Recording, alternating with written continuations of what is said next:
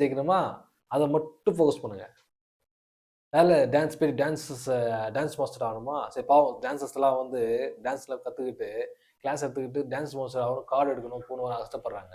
ஒரு front dancer ஆகணுமா, background third line, fourth line, fifth line ஃப்ரண்ட்டில் வரணும். பாவம் ஏதோ ஒரு மன அப்படியே ஓடிட்டு இருப்பாங்க. சிலர்கிட்ட பாருங்க சம்பளமே போய் சேர்றது கிடையாது. ஒரு நாள் ஃபுல்லாக ஜூனியர் ஆர்டிஸ்ட்டாக நிற்பாங்க, டான்ஸராக வந்து ஆடுவாங்க, பேமெண்ட் இழுத்தடிப்பாங்க. கேட்டால் 250 கோடி 350 கோடி பெரிய சூப்பர் ஸ்டார் படம், பெரிய படம், விஜய் படம், அஜித் படம், அந்த படம் இந்த பண்ணுவாங்க. ஆனால் சரியாக போய் அந்த வேலை பார்க்குறவனுக்கு சரியாக சம்பளம் போய் சேராது. ஏற்கனவே பஞ்சாயத்து சினிமா இண்டஸ்ட்ரியில். இந்த ஏன் சொல்ல வரேன்னா, வயிற்றெரிச்சல் கோடி கோடியாக வந்து செலிபிரிட்டி வராங்க, அவங்களுக்கு வந்து எல்லாத்துக்கும் பணம் கொடுப்பாங்க. ஆனால் கஷ்டப்படுறவனுக்கு ஒரு பணம் கொடுனா வயிற்றெரிச்சல். பணத்தை கொடுக்குதே வயிற்றெரிச்சல். அவன் உழைச்ச காசு கொடுக்க போகிறோம், பெருசாக கொடுத்து பெருசாக மட்டும் இருக்கிறீங்க. அது ஏன் அவன் கஷ்டப்படுத்தி தான் கொடுக்கணுமா? மனசார கொடுக்கலாம் அந்த பணத்தை. அதெல்லாம் இருக்குதுங்க.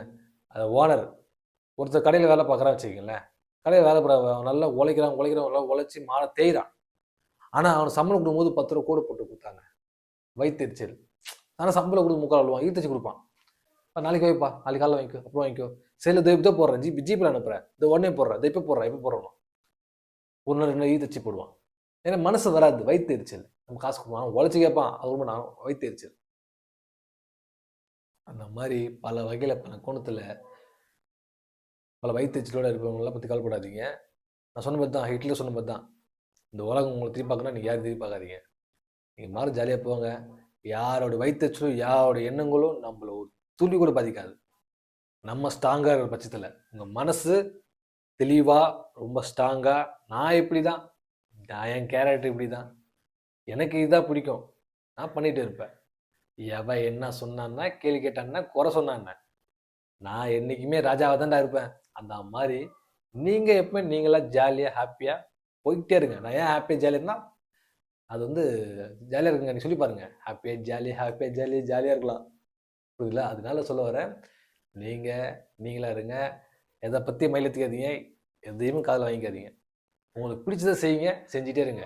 யாரோடைய வயிற்றெரிச்சலும் யாரோட எண்ணமும் உங்களை ஒரு துளி கூட பாதிக்காது. நான் சொல்கிறேன், நீங்கள் எதுவுமே பாதிக்காது. நீங்கள் ஸ்ட்ராங்காக இருக்க பட்சத்தில் நீங்கள் வார்த்தைகளுக்கோ அந்த அந்த எண்ணங்களுக்கும் நீங்கள் இடம் கொடுத்துட்டீங்க அப்படின்னா உங்களை பாதிச்சிடும், அது அடிச்சிடும், அதை உங்களை முடங்கக்கூடாது. அதனால என்ன பண்ணுறீங்க, மயிலெத்திக்காதீங்க. சரிங்களா? ஹாப்பியாக இருங்க.